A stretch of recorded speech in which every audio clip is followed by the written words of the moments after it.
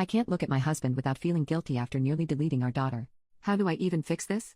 My husband and I have been excited for the longest time anticipating the birth of our daughter. It was a difficult pregnancy and we both had absolutely no clue what the F we were doing, yet we were the happiest we'd ever been. We were about to be parents. We went to the hospital on the 30th to endure labor since she was a few days past her due date and we were just growing anxious. Turns out my blood pressure spiked severely, and Jesus, when I say that labor pain is honestly the most excruciating thing in the world, even as someone with a high pain tolerance, I mean it. I'm sorry for that, but I had a lot of bleeding and I was honestly exhausted by the time I even started pushing. My husband was right there with me looking so terrified and I was basically passing out because I felt like I just couldn't do it. Dr. The attempted at doing an assisted extraction using a medical suction tool and that too failed. So last resort was rushing me to surgery for a C-section.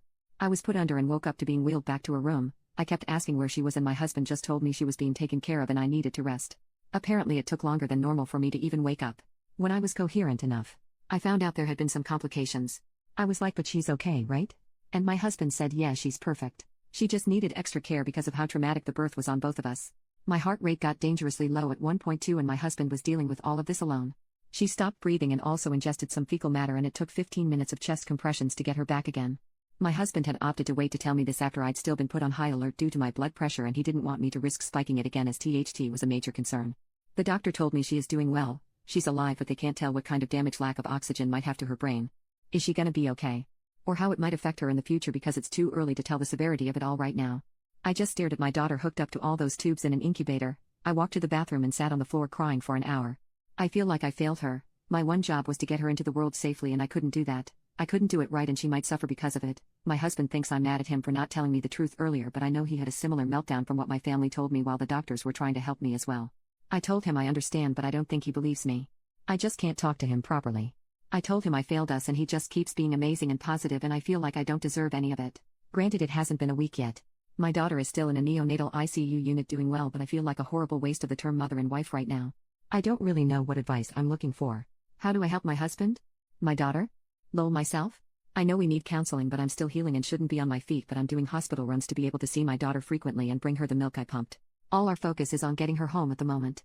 I have a BP check tomorrow because I'm on meds now, for F's sake, still dealing with stitches again. This happened last Tuesday. It's fresh and I'm still on medication and so I'm fucking lost here, people. I don't know WHT I want. Maybe just to vent.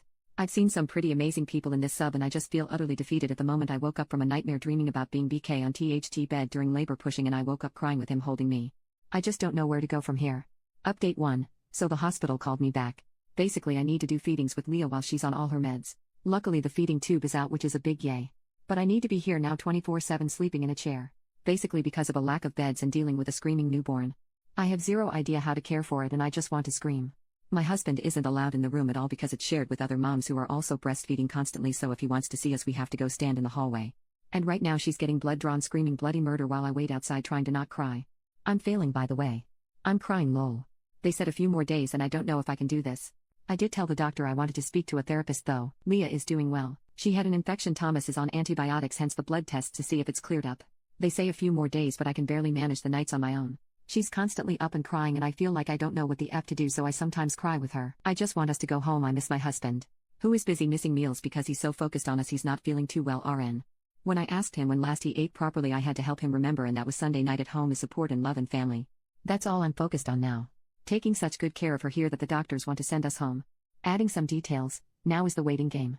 Basically waiting for test results and then reassessing. Good news is what I'm taking from it: she's okay. She's alive. She's off the feeding tube. She has fantastic fucking lungs because she keeps everyone awake all night long using them. Her father is absolutely besotted with her. She frowns whenever I touch her feet.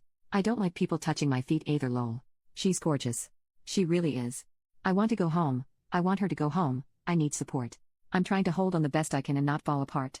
It's rough. Sleeping in a chair is definitely affecting my stitches and I am in a lot of pain a lot of the time. But yeah, for now that's all I can say, I guess. Update 2. So the hospital is hooking me up with an occupational therapist to help me get accustomed to helping Leah the best I can with movement and exercises that are good for her body and brain. My husband, being his wonderful self, went to speak to his boss today about arranging his working hours to accommodate that when we get to go home. It'll be maybe 3 to 4 times a week. Blood work came back, and although we can't go home yet, I'm trying to convey the message I got all medically on a tired brain so doctors or whoever may correct me. So they did blood work and her viral count, for being able to fight off infection, I think is what the doctor said, should be a 10 for a healthy child. So that if she gets sick she'll be okay. At birth Leah's was 24, then spiked to a 30. Why, she went on antibiotics and needs to be monitored. Good news is after today's blood work it's at 14. So not a 10 yet. But it's proof the antibiotics are working and that she is on her way to being roadworthy, so as much as I hate this hospital I can do a whole month if it means she will be healthy. So by Friday we should be going home or last Saturday morning. Spoke to the doctor again, she assured me the baby blues are normal and they will connect me to a therapist, but I know with public health, and especially mental health in my country, it takes a while. And all our finances went into preparing for her, and with me being like this I don't know when I'll be going back to work, especially with having to give her all our attention. So we will see. If they set it up I'll need my husband to get help too. I don't think he wants to admit how much this actually affected him, he doesn't eat much. And he was spaced out today and I had a heart-to-heart with him about how much we appreciate him and how he is amazing for even being there with me and not freaking out or getting scared. I know a lot of men, especially in my family, refuse to even be in the delivery room for any births. He kinda broke down a little and said it was scary watching me like that, and then watching the same thing with her he felt helpless. I told him how much I adore him and he just told me he loved me and that's enough. I'll keep trying with him though. I need him to not neglect himself.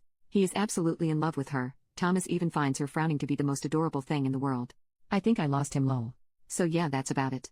We will be okay, I know it. It feels a bit much right now and me getting overwhelmed by a crying baby sucks, but all babies cry. That's what I'm telling myself. It's perfectly normal and we are gonna take each day just one day at a time. Update 3, we are going home. This made me nearly wake up Leah while she's staring at me through milk-intoxicated eyes at the moment. My daughter is a grumpy little diva. But she's mine. She's beautiful and funny and has started making the cutest little noises. John and I don't regret having her. Or whatever we need to do to make sure she's okay in the future. She isn't an inconvenience. She's our miracle. Update 4, my daughter has the biggest I hate you face. I don't know what the F John did to piss me off during my pregnancy, but if you have ever seen those side-eye TikToks, that's Leah. So that's how I handled that comment. I didn't give it much thought besides that it was gross and rolled my eyes. Leah is a marvel. And she's such a fun baby. She makes me smile every day. Even when I want to cry and scream. And when I'm scared. I just look at her and remember how I'm blessed she's even with me. So no metal chair was needed.